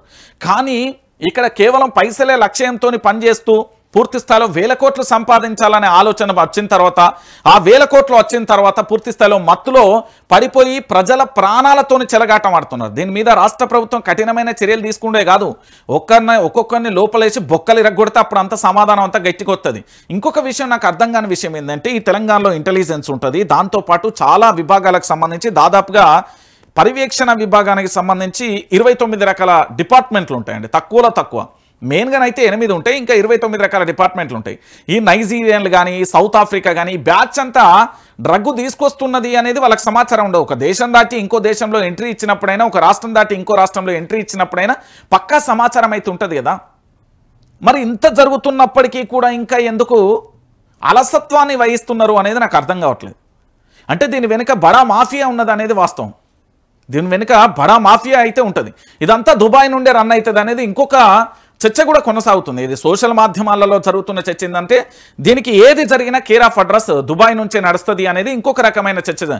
అదే సినీ ఇండస్ట్రీ కానీ, డాక్టర్లు కానీ, యాక్టర్లు కానీ, లేకపోతే పొలిటీషియన్లు కానీ, ఎవరైనా కావచ్చు, ఏ వర్గానికి ఏ శాఖలలో పనిచేసినా, లేకపోతే ఏ డిపార్ట్మెంట్లలో పనిచేసినా, లేకపోతే ఏ వృత్తిలో ఉన్నా కూడా వాళ్ళు మొత్తానికి మాత్రం కంట్రోల్ మాత్రం మళ్ళీ దుబాయ్ నుండే ఉంటుందనే ఒక చర్చ కూడా సోషల్ మాధ్యమాలలో ఈ మధ్యకాలంలో బాగా కూడా చర్చ మీదకి వస్తున్న అంశం. సో మత్తులో చిత్తైపోతున్న పరిస్థితులు కనబడతాయి. ఇంకా దీని గురించి మనం ఏం మాట్లాడతాం చెప్పుర్రి. ఇక డాక్టర్లు ప్రాణాలు పోయాల్సిన డాక్టర్లే వాళ్ళ ప్రాణాలు తీసుకునే పరిస్థితికి అయిపోయి వాళ్ళు పూర్తిగా కూడా ఒక దానికి అడిక్ట్ అయిపోయిన తర్వాత ఇంకేం చేద్దాం? ఒకసారి మీరే ఆలోచించాలి. దానికి మించి ఏం చేద్దాం అనేది మీరు కూడా ఆలోచించాలి. తెలంగాణ రాష్ట్ర వ్యాప్తంగా జరుగుతున్న అంశం. ఇక దాంతో పాటుగా మరో అంశం, కార్మికుల సామాజిక బాధ్యతకు వదిలి వారి హక్కులను హరిస్తున్న మోడీ సర్కార్. పెట్టుబడిదారులు, పారిశ్రామికవేత్తలకే వత్తాసు. కార్మిక వ్యతిరేక విధానాలకు స్వస్తి పలకాలి. కార్మిక సంఘాల బంధులో ఎమ్మెల్సీ కవిత అంటూ కూడా చెప్తున్న పరిస్థితి అయితే కనబడుతుంది. సో మొత్తానికి 4 లేబర్ కోడ్లను రద్దు చేయాలి, ఆర్టీసీ కార్మిక సంఘాల డిమాండ్ అంటూ కూడా చూస్తున్న పరిస్థితి అయితే కనబడుతుంది. ఇక తెలంగాణ రాష్ట్ర వ్యాప్తంగానే కాదు, మొత్తానికి కార్మికులు అయితే నిజంగా ఎప్పటికీ కూడా వీళ్ళ జీవితాలు పనంగా పెట్టి వీళ్ళు పనిచేస్తూ ఉంటే ఎంత దారుణంగా ఉంటుందో ఒకసారి. కార్మిక చట్టాలను సవరించడాన్ని కేంద్ర ప్రభుత్వం విరమించుకోవాలని, కార్మిక వ్యతిరేక విధానాలకు కేంద్రంలోని బీజేపీ ప్రభుత్వం స్వస్తి చెప్పాలని తెలంగాణ జాగృతి అధ్యక్షురాలు BRS MLC Kalvakuntla Kavitha demand చేశారు. కేంద్ర ప్రభుత్వం అవలంబిస్తున్న కార్మిక వ్యతిరేక విధానాలను నిరసిస్తూ ఈ నెల 10న కేంద్ర కార్మిక సంఘాలు నిర్వహిస్తున్న భారత్ బంద్కు ఆమె మద్దతు ప్రకటించారు. ఈ సందర్భంగా కవిత మాట్లాడుతూ 2014లో కేంద్రంలో బీజేపీ అధికారంలో వచ్చినప్పటి నుంచి కార్మికుల హక్కులు హరిస్తుందని కూడా మండిపడ్డ పరిస్థితి కనబడుతుంది. సో పూర్తిగా కూడా కార్మికులకు సంబంధించి చాలా రకాలుగా కూడా ఇబ్బందులు ఎదుర్కొంటున్న పరిస్థితి కనబడుతుంది. రైల్ రోకోకు యాదవ సంఘాల మద్దతు. స్థానిక సంస్థలలో బీసీలకు 42% రిజర్వేషన్లు కల్పించేందుకు బిల్లులకు కేంద్ర ప్రభుత్వం ఆమోదముద్ర వేయాలన్న డిమాండ్తో ఈ నెల 15న తెలంగాణ జాగృతి తలపెట్టిన రైల్ రోకో నిరసన కార్యక్రమానికి జాతీయ యాదవ హక్కుల పోరాట సమితి, పూర్తి స్థాయిలో ఆర్య క్షత్రియ సమాజ్ ఉన్నత మండల్ సంఘులు కూడా మద్దతు ప్రకటించాయి. దాంతోపాటు చాలా రకాల కూడా బీసీ బిల్లు కోసం మద్దతు తెలుపుతున్న పరిస్థితి అయితే కనబడుతుంది. ఇక కల్తీ కళ్ళు మృతుల కుటుంబాలను ఆదుకోవాలి ఎమ్మెల్సీ కవిత అంటూ కూడా ఇక్కడ చూస్తున్న పరిస్థితి కనబడుతుంది. సో ఇక్కడ జరిగే ఎపిసోడ్ ఏంటంటే, కార్మికులకు సంబంధించిన చట్టాలన్నీ పేపర్ వరకే ఉంటాయి, రియాలిటీగా పోతే మాత్రం అన్నీ కూడా ఏమైపోతున్నాయి మనం చూస్తున్న పరిస్థితి కనబడుతుంది. ఇక నిన్న కల్తీ కళ్ళు నాకు అర్థం కాని ఒక విషయాన్ని నేను చాలా స్పష్టంగా సూచిగా సుత్తి లేకుండా అడుగుతాండి. ఇప్పుడు నాది గ్రామీణ ప్రాంతం, నేను పుట్టింది పల్లెటూరులో బాయికాడ వ్యవసాయం చేశా, లేదా పండుగ వచ్చినప్పుడైనా, లేదా సాయంత్రం పూటనో పొద్దుగాల పూటనో వాడికేదారు ఉంటారు. అంటే మా తాతలు ముత్తాతలు వాళ్ళైతే వాడికలు పడతారు. వాళ్ళు మన బాయిల పక్క నుంచి అడిగిపోయి తాగుతారు, లేకపోతే సైకిల్ వేసుకొని మోటార్లు వేసుకొని పోయి మండోక అడిగిపోయి తాగుతారు. ఇది ప్రాక్టికల్గా గ్రామీణ ప్రాంతంలో జరిగేది. కళ్ళు అనేది చెట్టు నుండి వచ్చిన ఒక ఔషధంగా పరిగణిస్తారు. దానికి సంబంధించి మీరు చూడండి, అటు గౌడ సంఘాలకు సంబంధించి కూడా కళ్ళు తీయడానికి మొదటగా చెట్టుకు సంబంధించి మెరేయడానికి మొదటి నుంచి కూడా ఏం చేస్తారు, ఆ చెట్టును ఎంతో పవిత్రంగా పూజిస్తారు. మరి అలాంటి కళ్ళుకు సంబంధించి గ్రామీణ ప్రాంతాలలో పూర్తి స్థాయిలో కూడా 2 గంటలు లేట్ అయినా కూడా కళ్ళు చెడిపోతుందిరా అని చెప్తారు. ప్రాక్టికల్గా చెడిపోయింది, బాగాలేదు అని చెప్తారు, లేదా పుల్లగైంది, లేకపోతే రకరకాలుగా చెప్తారు. ఇక్కడ హైదరాబాద్లో చూడరు, నాకు అర్థం కానీ విషాన్ని ప్రజల్లోకి ఎక్కిస్తున్నారా లేకపోతే ఏం చేస్తున్నారు? మీకు ఒక 7-8 దిక్కుల చూపెడతా. చాలా కళ్ళు మండవాలకు సంబంధించి, అంటే కళ్ళు కాంపౌండ్ హైదరాబాద్ సిటీలో చెప్తున్నా, డ్రమ్ములు కళ్ళులు వస్తాయి. వాళ్ళు దాంట్లో కలపాల్సిన దానికంటే అధికంగా కలపడం వల్ల ప్రజల ప్రాణాలు పోతాయి. ఇంకొకటి విషయం ఏంటంటే దీన్ని ప్రభుత్వం బ్యాన్ చేయాల్సిన అవసరం కూడా ఉంది. ఈ హైదరాబాద్లో ఉండే కళ్ళు కాంపౌండ్లకు సంబంధించి ఏదైతే కల్తీ కాంపౌండ్లు ఉన్నాయో వాటిని బ్యాన్ చేయాలి. ఎంత కళ్ళన్నా తీసుకురాండి. గౌడ సోదరులు అడుగుర్రి, గౌడ సోదరులకు సంబంధించి చాలా స్పష్టంగా చెప్తారు. గ్రామీణ ప్రాంతంలో కళ్ళు 12 దాటితేనే పుల్లగైంద్ర లేదా ఖరాబ్ అయింద్ర వద్దురా బాబు అంటారు. అలాంటిది డ్రమ్ముల కళ్ళు ఎక్కడి నుండి వస్తుంది అనేది ఒకటి. అంటే పూర్తి స్థాయిలో దాంట్లో కెమికల్ యూజ్ చేస్తున్నారు అనేది వాస్తవమైన విషయం. ఈ కళ్ళు కాంపౌండ్ల వల్ల అనేక మంది జీవితాలు పోతున్నాయి అనేది మనకు తెలిసిన విషయం. దానివల్ల ప్రాణానికి ఎఫెక్ట్ అవుతుంది అనేది కూడా మనకు తెలిసిన విషయం. సరే, ఈ కళ్ళు కాంపౌండ్లను కాపాడాలి, లేకపోతే ఈ కళ్ళు కాంపౌండ్లకు సంబంధించి రక్షణ కల్పించాలన్న వాళ్ళను ఊకబెట్టి ఒక నెల రోజులు వరుసగా తాగారు. తర్వాత వాళ్ళు ఉంటే నన్ను అడుగురు. కళ్ళు కాంపౌండ్ల విషయంలో పూర్తి స్థాయిలో కూడా మనందరం ఆలోచిస్తే, తెలంగాణ ప్రాంత ప్రజలారా నేను మళ్ళీ చెప్తున్నా, ఈరోజు పూర్తి స్థాయిలో కూడా తెలంగాణ రాష్ట్ర వ్యాప్తంగా చాలా బాధాకరమైన విషయం ఏంటంటే ఈ కల్తీ కాంపౌండ్ల వల్ల మీరు ఇప్పటికే చూడండి, ఔషధాలు అంటే పూర్తి స్థాయిలో మనకు మందులు దొరుకుతాయో లేదో, మంచినీళ్ళు దొరుకుతాయో లేదో, కల్తీ కాంపౌండ్లు కానీ మద్యం దుకాణాలు కానీ ఏరులై పారుతున్నాయి. తెలంగాణ రాష్ట్ర వ్యాప్తంగా ప్రతి ఒక్కరు క్యాన్సర్కు గురి కావడానికి, అనేక రకాల అనారోగ్య సమస్యలకు కారణమవుతున్నది కల్తీ కళ్ళు, దాంతోపాటు మద్యం దుకాణాలే. దీన్ని కూకటి వేళ్లతోని పెకిలించి దాన్ని నిర్మూలన చేయకపోతే ఇక్కడ పోయేటి పేద మధ్యతరగతి కుటుంబాలే. నేను మళ్ళీ చెప్తున్నా, ఆ కళ్ళు కాంపౌండ్లలో పోయేది కూడా ఒక 3 రోజులు వరుసగా పోయినాం అనుకో, 4వ రోజు ఏంది పూర్తి స్థాయిలో వాళ్ళు తాగపోతే ఏం చేస్తారట అంటే అంతా ఏంది అంటే ఒక సైకో బిహేవియర్ స్టార్ట్ అవుతా. అట్లా ఎర్రగడ్డ హాస్పిటల్లో గతంలో జాయిన్ అయిన పరిస్థితులను కూడా మనం చూసాం. నేనేమంటున్నా అంటే పూర్తి స్థాయిలో వీటిని ఎక్కడికక్కడికి పెకిలించి వెయ్యాలి అని చెప్తున్నా. వీటిని ఎంత తొందరగా కళ్ళు కాంపౌండ్లను తొలగిస్తేనే మంచిది. నేను అంటున్నా కదా, బరాబరి చెప్తున్నా, కల్తీ కళ్ళు కాంపౌండ్లను తొలగించాలి. గ్రామీణ ప్రాంతాలలో ఉపాధి కోసం పూర్తి స్థాయిలో అక్కడ జరిగేది ప్రాక్టికల్గా మంచి కళ్ళే ఉంటుంది. కానీ ఇక్కడ కల్తీ కాంపౌండ్కు సంబంధించిన వాటన్నింటిని తొలగించాల్సిన అవసరం. అట్లనే ఆ వైన్ షాప్లను కూడా విపరీతంగా పెరిగిపోతున్నాయి. ప్రజల జీవితాలతోని, ప్రజల ఆరోగ్యంతో చెలగటాడుతున్నాయి. వాటిని కూడా బ్యాన్ చేయాల్సిన అవసరం ఉంటుంది. ఎందుకంటే ఇక్కడ పూర్తి స్థాయిలో మీరు చూడండి, తెలంగాణ రాష్ట్రంలో ఇదేందో కానీ నాకు చాలా బాధ అనిపిస్తున్నది.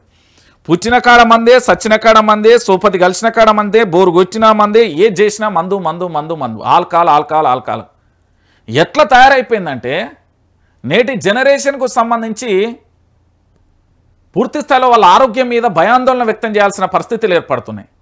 చాలా రకాల అనారోగ్య కారణాలతోని చాలా రకాలుగా కూడా వాళ్ళు బాధపడుతున్న పరిస్థితి కనబడుతుంది. ఈ కల్తీ కాంపౌండ్లను పూర్తి స్థాయిలో బ్యాన్ చేయాలి. ఈ కల్తీ కళ్ళులకు సంబంధించి ఈ కాంపౌండ్లను ఎంత తొందరగా తొలగిస్తే అంత మంచిది. ఇక లేదు, మొన్న రాత్రి 1 చనిపోయారు, నిన్న 5 చనిపోయారు, నిమ్స్ ఆసుపత్రిలో బాధితులైతున్నారు. వాళ్ళందరినీ మంత్రి జూపల్లి కృష్ణారావు అయితే పరామర్శించిళ్ళు. ప్రభుత్వం నిజాలను దాస్తుంది. ఈటల 28 మందికి అస్వస్థ, అందులో 12 మంది మహిళలు, ఎవరు మరణించలేదు, ఎక్సైజ్ శాఖ అని చెప్తున్నారు. మరి మరణించిన వాళ్ళు ఎవరు? వేరే గ్రహం నుండి ఏమన్నా ఊడిపడిలా? ఇక్కడ ఆల్రెడీ మొన్న రాత్రి 1, నిన్న 5 చనిపోయారు అని చెప్తాను. ఎక్సైజ్ శాఖనేమో ఎవరు చనిపోలే అంటున్నది. ఇది బియాండ్ ప్రాక్టికల్ అంది. చాలామంది దీని వెనుక రాజకీయం ఉంటుంది కానీ దాన్ని ఎవరు చెప్పనియారు. కానీ నేను చెప్తున్నా కదా పూర్తి స్థాయిలో. ఇక చూడు, ఈటల రాజేందర్ ఏమన్నాడు చూడ్రి, ఔషధాల కన్నా మద్యం షాపులే ఎక్కువ, కల్తీ కళ్ళు ఘటనపై సమగ్ర విచారణ జరపాలి, ఎప్పటి నుంచి విక్రయం, ఎంతమంది తాగారు, బీజేపీ ఎంపీ ఈటల రాజేందర్ అంటూ కూడా చెప్తున్న పరిస్థితి. కానీ ఈ కూకట్పల్లి కల్తీ కాంపౌండ్కు సంబంధించే కాదు, చాలా చోట్ల కల్తీ కాంపౌండ్లో జరుగుతున్న వ్యవహారాలు ఏంది అంటే చాలా వరకు పూర్తి స్థాయిలో మీరు అందరూ కూడా ఆలోచించాలి. కల్తీ కళ్ళు ఏదైతే ఉందో ప్రజల ప్రాణాలను హరించేది. మీరు ఇప్పుడు అంటున్నారు కదా కల్తీ కాంపౌండ్లను రక్షించాలని, వాళ్ళని పోయి దానికోసం పోరాటం చేసి ఆ కళ్ళు కాంపౌండర్ల కోసం పోరాటం చేసే వాళ్ళని పోయి దాగమనరు. ఇంత ప్రాక్టికల్ చెప్తున్నారు కదా. ఇదే ఎక్సైజ్ శాఖకు సంబంధించి ఎవరు చచ్చిపోలే అంటే వాళ్ళని పోయి ఒక 2 రోజులు లాగమన్నారు. వాళ్ళు చెప్తున్నా కదా, వాళ్ళకేమో ప్రాణాల మీద తీపి, మా పేద బడుగు బలహీన వర్గాలకు సంబంధించి మా బిడ్డల మీద మాత్రం ఆ ప్రాణాల మీద తీపి ఉండదా? ఇంత అన్యాయం. ఒకటి బతకడం కోసం ఇంకొకరిని చంపేస్తారా? మానవత్వమైన కోణమైనా లేదా? అరే ఆల్రెడీ మొన్నొక్కరు నిన్న 5 చచ్చిపోయారంటే అసలే చనిపోలే అని ఎక్సైజ్ శాఖ ఎట్లా ప్రకటన చేస్తుందండి? దాని మీద ఎప్పటి నుండి రావుతారు, ఏం కథ, ఏం లక్షణం అని చెప్పొచ్చు కదా, చెప్పరు. గదే జరుగుతుంది, ఇంకేముంటుందండి? తెలంగాణ రాష్ట్ర వ్యాప్తంగా జరిగేదే గది కదా. ఇంతకంటే దారుణంగా, ఇంతకంటే ఘోరం ఇంకేముంటుంది? ఇక దాంతోపాటుగా గిడ చూడు, పేలుడు వెనుక భద్రతా నిర్లక్ష్యం, నిబంధనలు పాటించని యాజమాన్యం, విద్యుత్ వైర్లు అజాగ్రత్త, ఎగ్జిట్ మార్గాలు లేవు, ఫస్ట్ ఎయిడ్ సౌకర్యం లేదు, సిగాచి కంపెనీపై పాత రిపోర్ట్ కలకలం అంటూ కూడా చెప్పిన పరిస్థితి. ఈ పాత రిపోర్టే కాదు, నేను ఓన్లీ సంగారెడ్డి జిల్లానే అనా. సంగారెడ్డికి సంబంధించి హైదరాబాద్ పరిసర ప్రాంతంలో ఉన్న చాలా ఇటు ఈసీఎల్ కానుండి మొదలు పెడితే జీడిమెట్ల, దాంతోపాటు షాపూరు, దాంతోపాటు అక్కడ నుంచి బాచ్పల్లి ఆ ఏరియాలకు సంబంధించి పటాన్ చెరువు అట్లా పూర్తి స్థాయిలో గనుక పోతే మొత్తం ఈ కెమికల్ ఫ్యాక్టరీసే ఉంటాయి. కెమికల్ ఫ్యాక్టరీలో ఎవరు పనిచేస్తారో తెలుసా? గ్రామీణ ప్రాంతాల నుంచి వచ్చిన మధ్యతరగతి పేద కుటుంబాలే పనిచేస్తాయి. వాళ్ళ జీవితాలను పనంగా పెట్టి పనిచేస్తారు. రియాక్టర్ వేలి ఒకరు, లేదా షార్ట్ సర్క్యూట్ అయ్యే ఒకరు, లేదా ఇతరత్ర ఏదైనా విషవాయువు లీక్ అయ్యి ఇంకొకరు, ఇట్లా మనం రోజుకో చోట చూస్తున్నాం. కానీ భద్రత మాత్రం గాలికి వదిలేస్తాం. ఎందుకంటే భద్రత విషయంలో మా అధికారులు మామూళ్ళ మత్తులో మునిగిపోతారు అని గతంలో చాలా ఎపిసోడ్లు కూడా చూస్తాం. చాలా మంది కూడా తెలిసిన విషయమే. బియాన్ ప్రాక్టికల్గా కనుక వీళ్ళు కనుక ఒక అధికారి కనుక పూర్తి స్థాయిలో కూడా నేను చెప్పిన పరిసర ప్రాంతాలలో ఉన్న కంపెనీలకు చెక్ చేయడానికి పోతే 90% కంపెనీలు క్లోజ్ అవుతాయండి. 90% కంపెనీలు మొత్తం క్లోజ్ అవుతాయి. లేదు అన్ని బాగానే ఉన్నాయంటే అన్ని మంచిగా అందుతున్నట్టే. లంచం లేనిది ఇక్కడ ఏది నడవట్లే ఈ తెలంగాణ రాష్ట్రంలో. బియాన్ ప్రాక్టికల్గా రోజువారీగా మేము చూస్తున్న చోట ఎక్కడైనా చూడరు. ఇప్పుడు కల్తీ కాంపౌండ్ జరిగింది, అవి ఎప్పటి నుండి వాళ్ళు తయారు చేస్తున్నారు, దాంట్లో ఎన్ని రోజుల బట్టి అక్కడ దాగి ఎంతమంది మరణించారు, ఏమన్నా పట్టిక దేయగలుగుతారా? స్పష్టమైన రిపోర్ట్ ఏమన్నా దేయగలుగుతారా? ఆడ మా అధికారులే చెప్పవచ్చు, ఎవరు చచ్చిపోలే. మరి నిన్న ఆయన ఒక ఆయన చచ్చిపోయింది కదా, ఆ నిమిషాల కళ్ళ ముంగటే చచ్చిపోయింది ఆయన. ఆ పరిస్థితి లేనిది అంటే ఇక్కడ నేనేమంటున్నా అంటే రియాక్టర్లు కానీ పెద్ద పెద్ద కెమికల్ ఫ్యాక్టరీలు ఏర్పాటు చేయడం, దాంట్లో పేదల జీవితాల ఆగమైపోవడం. అంతకెందుకు ఒక ఏది కెమికల్ ఫ్యాక్టరీకి సంబంధించి దాని మీద దాడులు జరిగితే బీర్వాల నిండా పైసలు దొరికిన సంఘటనలు కూడా కనబడ్డాయి. కరోనా సమయంలో బీర్వాల నిండా పైసలు దొరికిన సంఘటనలు కూడా కోకొల్లలు కనబడ్డాయి. ఇక్కడ మొత్తం మా పేద బడుగు బలహీన వర్గాలకు సంబంధించిన బిడ్డలే ఉంటారు. మా బిడ్డల జీవితాలతోనే ఆడుకుంటారు. పోనీ ఈ కంపెనీకి సంబంధించి ఎవరికో లంచం ఇచ్చి ఉంటారో ఆ లంచానికి వాడు అలవాటు పడి ఉంటుంది. ఆ లంచానికి సంబంధించి ఈరోజు చాలామంది జీవితాలు ఆగమైపోయి ఉంటాయి. వాళ్ళ జీవితాలకు సంబంధించి ఎవరైనా తీసుకొస్తారా? వాళ్ళ జీవితాలు కనీసం నష్టపరిహారం ఇవ్వాలి అంటే కూడా ఒక మూర్ఖుడు కూడా ఇవ్వలే ఆ కంపెనీకి సంబంధించి. వాడు మనిషి, మళ్ళీ అదొక కంపెనీ. ఆ మూర్ఖులు కనీసం ఇచ్చి వాళ్ళకేమన్నా ఏమీ ఇయ్యని పరిస్థితి. మూర్ఖుడు అనకపోతే మనం మంచోడు అంటారా? గంతమంది ప్రాణాలు పొట్టన పెట్టుకున్న హౌలేగల్లా ఇంకా ఈ తెలంగాణలో పూర్తి స్థలం మనం మాట్లాడాలి.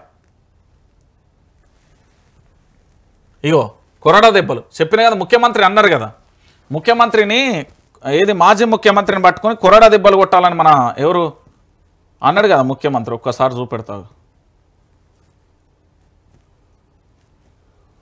ఒకసారి, ఇది చూడు తెలంగాణ ప్రాంత ప్రజలారా.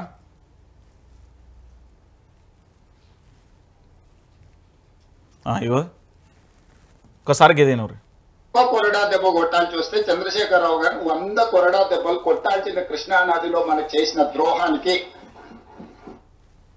ఒకవేళ ఇట్లాంటి తప్పులు చేసినందుకు వాళ్ళని ఒక్క కొరడా దెబ్బ కొట్టాల్సి వస్తే చంద్రశేఖరరావు గారు 100 కొరడా దెబ్బలు కొట్టాల్సిన కృష్ణానదిలో మనకు చేసిన ద్రోహానికి. రైట్, ఇదే విషయానికి హరీష్ రావు ఏమన్నాడు? రేవంత్వి పచ్చి అబద్ధాలు. ఎవరిని కొరడా దెబ్బలు కొట్టాలి? ద్రోహం చేసింది ఎవరు? కొరడా దెబ్బలు తినాల్సింది ఎవరు? నీళ్లను ఆంధ్రాకు అప్పచెప్పింది కాంగ్రెస్. బనకచెర్ల ద్వారా నీళ్లను ధారాదత్తం చేసే కుట్ర. నిన్ను కొరడా దెబ్బలు కొట్టాలి రేవంత్. పీపీటీలతో అజ్ఞానాన్ని బయట పెట్టుకున్నారు. రేవంత్ అన్ని అబద్ధాలే మాట్లాడిను. దమ్ముంటే ఆధారాలు బయటపెట్టు. రేవంత్కు హరీష్ రావు సవాల్ అంటూ కూడా చెప్పిన పరిస్థితి కనబడతాను. ఇప్పుడు దీనికి ఏమైనా సమాధానం చెప్తారా? ఒకసారి మనందరం కూడా ఆలోచిద్దాం. ఇక్కడ పూర్తి స్థాయిలో బనకచెర్ల ప్రాజెక్టు ఎన్డీఏలో భాగస్వామ్యంగా ఉన్న తెలుగుదేశం పార్టీ, తెలుగుదేశం, జనసేన, భారతీయ జనతా పార్టీ, ఆంధ్రప్రదేశ్లో 3 పార్టీలు కలిసి ఒక ఏది వైఎస్ఆర్సీపీ అంటే జగన్మోహన్ రెడ్డిని ఓడియడానికి పూర్తి స్థాయిలో ఒక జత కట్టి పూర్తి స్థాయిలో ప్రజల్లోకి వెళ్ళినాయి. సరే గెలిచింది. గెలిచిన తర్వాత భారతీయ జనతా పార్టీ కేంద్రానికి సంబంధించి దాంట్లో భాగస్వామి ఉండడం వల్ల పూర్తి స్థాయిలో ఆ భాగస్వామికి సంబంధించి ఏం చేసిళ్ళు 84,000 కోట్ల రూపాయలతో బనకచెర్ల ప్రాజెక్ట్ అనేది కట్టి ఈరోజు పూర్తి స్థాయిలో మన నీళ్ళనన్నీ దొబ్బిపోతున్నారు.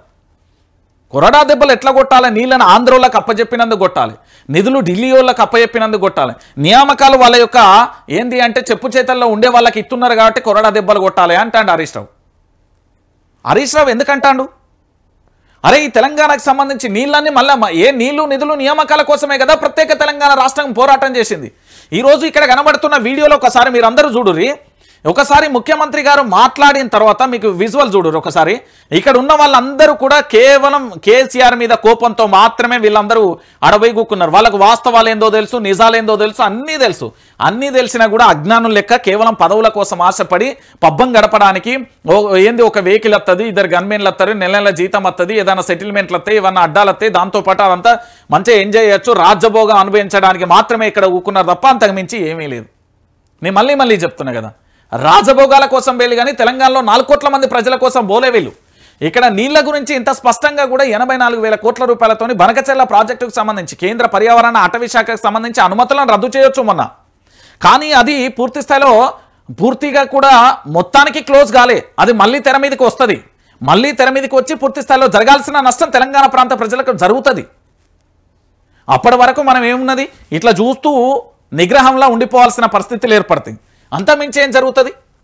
ఇంకా ఈ తెలంగాణ గురించి మాట్లాడుకుంటే ఈ విద్యా వ్యవస్థ గురించి నిన్న పిల్లలండి చాలా బాధాకరమైన విషయం నేను చెప్తున్నా కదా. ఇది చాలా తెలంగాణలో చాలా మంది తల్లిదండ్రులు అందరూ చూస్తున్నారు కదా, ఎంత హృదయ విదారకమైన సంఘటన అంటే చాలా బాధ వేసింది నాకు. నిన్న జరిగిన ఎపిసోడ్కు సంబంధించి మొత్తానికి ఆ పిల్లలకు సంబంధించి ఇక చూడు తెలంగాణలో విద్యా వ్యవస్థ ఎట్లున్నది. ఇదే విషయం మీద కేటీఆర్ ఏమంటాడు, వీళ్ళిద్దరు ఏమంటారో ఒకసారి చూడు. కాంగ్రెస్ పాలనలో విద్యా వ్యవస్థ నిర్వీర్యం, మిస్ వరల్డ్ పేరుతో 1,00,000కు ప్లేట్ భోజనం, పేద విద్యార్థులకు అన్నం కూడా పెట్టరా, 30,000 రూపాయలకు ప్లేట్ చొప్పున మీరు తింటారు, పిల్లలకు కారం నీళ్ల సాంబార్తో భోజనమా, విద్యార్థులకు సరైన భోజనం పెట్టరా, 3 నెలలుగా భోజన బిల్లులు చెల్లించలేదు, 90 మంది గురుకుల విద్యార్థులు మృతి చెందిల్లు, కనీసం వారి మరణాలను కూడా గుర్తించే టైం లేదు, విద్యార్థులకు చదువు దూరం చేసే కుట్ర, ఇంకెన్నాళ్ళు మంత్రి లేని అనాథగా విద్యాశాఖ, కాంగ్రెస్ సర్కార్పై కేటీఆర్ హరీష్ రావు ఆగ్రహం అంటూ కూడా చెప్పిన పరిస్థితి కనబడుతుంది. ఒకసారి ఇది చూడండి తెలంగాణ ప్రాంత ప్రజలరా. మొన్న ప్రపంచవ్యాప్తంగా ఉండే మిస్ వరల్డ్ 2025కి సంబంధించి మన భారతదేశంలో మన తెలంగాణ రాష్ట్రంలో మన హైదరాబాద్ గడ్డ మీద దాదాపుగా 200 కోట్ల రూపాయల పెట్టుబడితోని పూర్తి స్థాయిలో మిస్ వరల్డ్ పోటీలు నిర్వహించారు. ఆ మిస్ వరల్డ్ పోటీలతో ఒక్కటన్న పరిశ్రమ వచ్చిందా? ఓ ఫ్యాషన్ డిజైనర్ కు సంబంధించిన కంపెనీ వచ్చిందా? లేకపోతే ఏదైనా వేరే కంపెనీలు ఏమన్నా వచ్చినాయా? భారతదేశానికి సంబంధించి ఈ తెలంగాణ రాష్ట్రంలో మన హైదరాబాద్ గడ్డ మీద నిలిచిన ఏదైతే ప్రోగ్రామ్ కు సంబంధించి మిస్ వరల్డ్ ప్రపంచవ్యాప్తంగా ఉన్న అన్ని దేశాలకు సంబంధించి వెళ్ళింది లైవ్. దానివల్ల ఏమైనా ప్రయోజనం చేకూరిందా? మిల్లా మ్యాగీ ఆరోపణలతో పూర్తి స్థాయిలో ఎక్కడికక్కడ కొలాప్స్ అయిపోయిన పరిస్థితి కనబడుతుంది. ఆ రోజు వీళ్ళు ఏంది చౌమల్లా ప్యాలెస్ కి వెళ్ళి ఒక ప్లేటు భోజనం 35,000 రూపాయలతోని దాదాపుగా 32,000తోని మిస్ వరల్డ్ పేరుతోని 1,00,000కు పైగా ₹1,00,000 రూపాయలకు ప్లేట్ భోజనం చేసిళ్ళు. ఏది చౌమల్లా ప్యాలెస్ కి వెళ్ళి ఒక ప్లేటు భోజనం ₹1,00,000 రూపాయలండి. దాంతో పాటుగా 32,000 ప్లేట్ల చొప్పున మీరు తింటారు. మరి మా తెలంగాణలో ఉండే మా బడుగు బలహీన వర్గాలకు సంబంధించిన మా పేద బిడ్డలకు సంబంధించి మా జీవితాలు ఏం కావాలి? అగ్రవర్ణ పేదలకు సంబంధించి అన్ని వర్గాలకు సంబంధించి పేద బిడ్డలు చదువుకోవడానికి బడికి పోతే రోడ్ల మీద తిండి బాగలేదు సార్, పురుగులన్నం వస్తున్నాయి సార్, మా కడుపు నొప్పి లేస్తుంది సార్, మేము ఎట్లా తినాలి సార్, మా బతుకులు ఏంది సార్ అని ఆడబిడ్డలు నడి రోడ్డు మీద కూకున్నారు. తెలంగాణ ఆడబిడ్డలు కన్నీళ్ల రోదనతో నా తెలంగాణ అమాయకమైన నా ఆడబిడ్డలు తెలంగాణ బిడ్డలందరూ కూడా ఆడ రోడ్డు మీద కూకొని కన్నీటి పర్యతమైన పరిస్థితి కనబడింది. ఇందులో అనాథగా మారిపోయిందా లేదా? విద్యాశాఖ అనేది తెలంగాణలో అనాథగా ఉందా లేదా? దీని మీద ముఖ్యమంత్రి ఏమన్నా రివ్యూ చేసిండా? లేదా జిల్లా కలెక్టర్లకు సంబంధించి రివ్యూ చేస్తున్నాడా? జిల్లాలకు సంబంధించిన ఎడ్యుకేషన్ ఆఫీసర్కు సంబంధించి ఏమైనా రివ్యూలు చేస్తున్నాడా? లేదా ముఖ్యమంత్రి అన్ని జిల్లాల పర్యటన ఏమైనా చేస్తున్నాడా? దాని మీద ఫోకస్ పెడుతున్నాడా అంటే ఏమీ లేని పరిస్థితి. ఈడ ఆడబిడ్డలు ఇట్లా రోడ్ల మీద కూకోవాలి తెలంగాణ ప్రాంత బిడ్డలారా. కానీ నా బిడ్డలు తెలంగాణలో ఈ 18 నెలల కాలంలో 2022 అధికారంలోకి వచ్చినప్పటి నుండి 2025 ఇవాళ 7వ నెల 10వ తారీఖు 2025 వరకు దాదాపుగా 90 మంది విద్యార్థులు చనిపోయారు. వాళ్ళ గురించి ఆరాధించినవా? వాళ్ళకి ఏమైనా న్యాయం చేసినవా? వాళ్ళకి ఏమైనా నష్టపరిహారం కల్పించినవా? వాళ్ళ బిడ్డలకు ఏమైనా చేసినవా? చెయ్యలే. మళ్ళీ విద్యాశాఖ నేను ఫుల్ టైం మినిస్టర్, అన్నీ నా చేతిలోనే ఉన్నాయి, మొత్తం నేనే చూసుకుంటా అని చెప్పిండు. ఏం చూసుకున్నాడండి? ఒకసారి మీరు అందరూ కూడా ఆలోచించాల్సిన విషయం ఇది. తెలంగాణలో ఉన్న ప్రతి బిడ్డ కూడా ఆలోచించాల్సిన విషయం, తెలంగాణలో ఉన్న ప్రతి ఒక్కరు కూడా ఆలోచించాల్సిన విషయం. కానీ ఏమీ చేయని పరిస్థితి కనబడుతుంది. ఇంకా మనోడు ఏం చెప్తాడు, మొత్తం మామూలుగా చెప్పాడు. ఇక మా ముఖ్యమంత్రిని నేను చాలా ఎక్స్పెక్ట్ చేస్తున్నా, ఎంత అద్భుతంగా చేస్తాడు అని. ఇగో గీ కథ చూడు, దీనికి ఏమన్నా సమాధానం చెప్తావా? దీనికి సమాధానం చెప్పిన తర్వాత వేరే దానికి పోదాం మనం. ఇగో దీనికి కామారెడ్డి జిల్లా తాడ్వాయిలో యూరియా కోసం బారులు తీరిన రైతులు, పహారా కాస్తున్న పోలీసులు. ఇద్దరు పోలీసుల పహారాల మధ్య ఓ పక్కన మహిళలు, ఇంకో పక్కన వాళ్ళ పురుషులకు సంబంధించి లైను.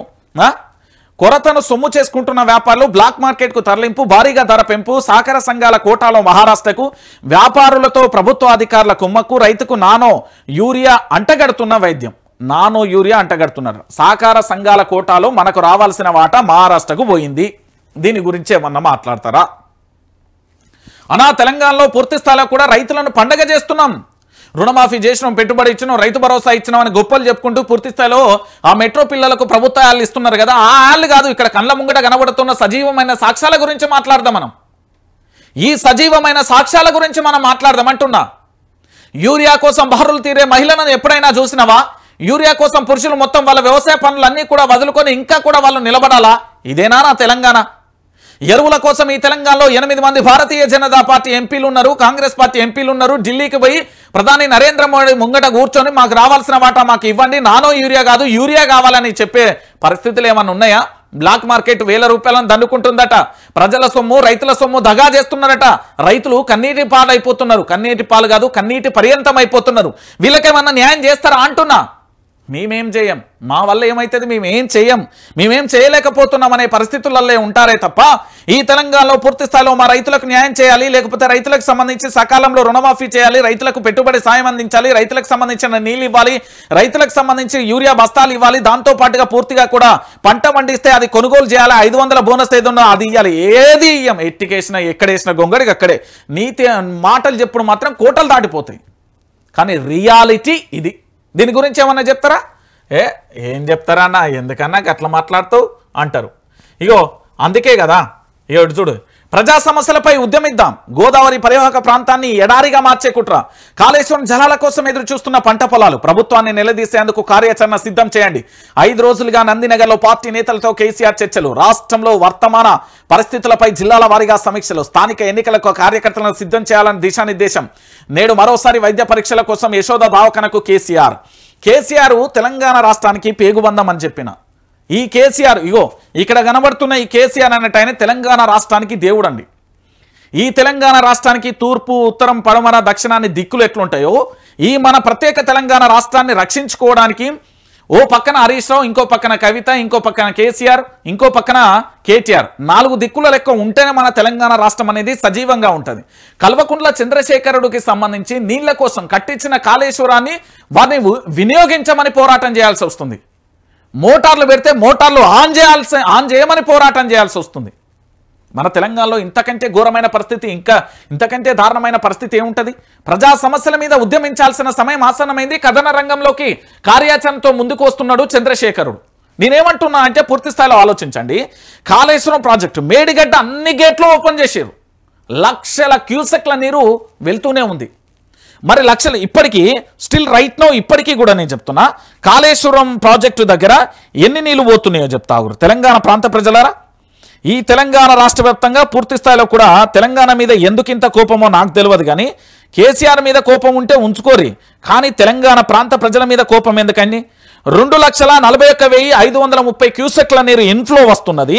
అవుట్ఫ్లో ఎంత పోతుందో తెలుసా? 2,41,530. ఎంత వస్తున్నదో దాన్ని అంత వదిలేస్తుంది. 2,41,530 క్యూసెక్ల నీరు ఇన్ఫ్లో వస్తుంది, 2,41,530 క్యూసెక్ల నీరు అవుట్ఫ్లో పోతున్నది.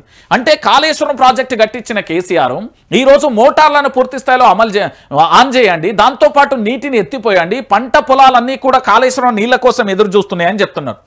కన్నపల్లి పంప్ హౌస్ను ఎందుకు ఆన్ చేయమని చెప్పారు? 15 జిల్లాలు దాదాపుగా 20 లక్షల ఎకరాలకు సంబంధించి ఎదురు చూస్తున్నాయి.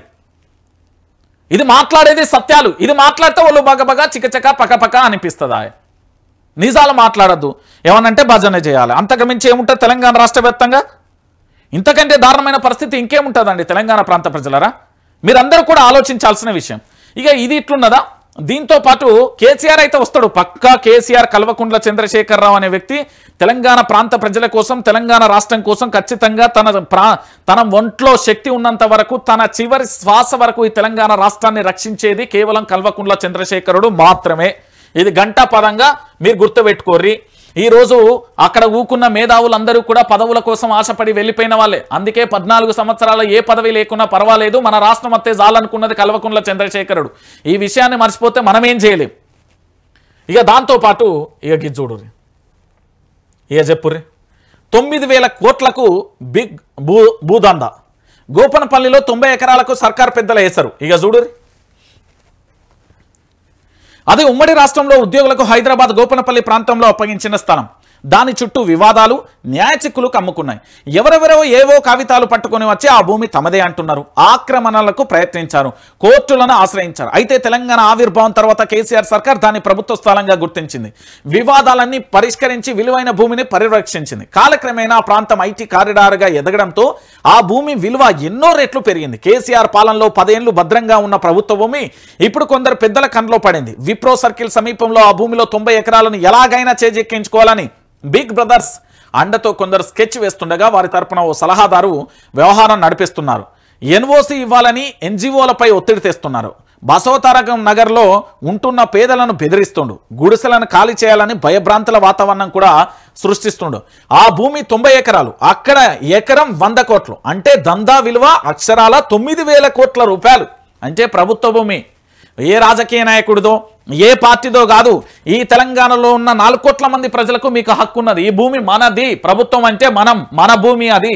ఆ 9,000 కోట్ల ఆస్తి పరులం మనం. ఆ భూమి మనది, మనం రక్షించుకోవాలి. ఈరోజు మనం రక్షించుకోవాల్సిన అవసరం ఉంటుంది. ఒకసారి ఇక్కడ చూడుర్రి, ఇది బసవతారక నగర్కు సంబంధించి బస్తీలో మేము ఏండ్ల తరబడి గుడిసెలు వేసుకొని ఇక్కడ ఇల్లు కట్టుకొని ఉంటున్నాం. ఆధార్ ఉన్నది, రేషన్ కార్డు ఉన్నది, విద్యుత్ బిల్లు ఉన్నది, నీళ్ల బిల్లులు ఉన్నాయి. కొందరు మా మీదకి వచ్చి దౌర్జన్యం చేస్తున్నారు, మమ్మల్ని కొట్టి భూములు గుంజుకుంటున్నారు, హిజ్రాలను పురమాయించి దాడులు చేస్తున్నారు. న్యాయం చేయాల్సిన అధికారులు ఈ భూములపై కబ్జాదారులకు ఎన్ఓసి ఇచ్చిలు. బుధవారం సోమాజిగూడ ప్రెస్ క్లబ్ లో బసవతారక్ బస్తీ వాసుల కమిటీకి సంబంధించి ఆవేదన వ్యక్తం చేస్తున్న పరిస్థితి కనబడుతుంది.